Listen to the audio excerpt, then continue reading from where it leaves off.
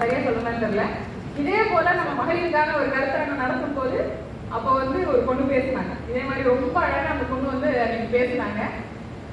அதற்கு பிறகு அந்த ஆண்டு வந்து அந்த பொண்ணை நான் நியூஸ் பேப்பர்ல தான் பார்த்தேன். 12ஆம் வகுப்புல மாநிலத்தில் முதல் மதிப்பெண் வாங்கின நன்றி.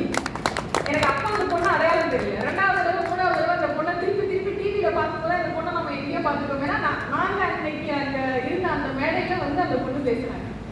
அதற்கு பிறகு தமிழ்நாடே அப்பதான் பொன்னியின் செல்வன் வந்திருந்தது. எந்த நந்தினி ரொம்ப இருக்கிற பிரபலம், இந்த நந்தினியா அந்த நந்தினியாங்கிற அளவுக்கு அவங்க பேசுற அளவுக்கு அந்த பொண்ணு வந்து ஒரு பெரிய உயரத்தை போய் அடைஞ்சாங்க. நீங்க 12th ரிசல்ட் எல்லா வருஷமும் தான் வருது. ஆனா எல்லாருக்கும் அப்படி வரக்கூடியவங்களுடைய பெயர் வந்து வெளியே வர்றதில்லை.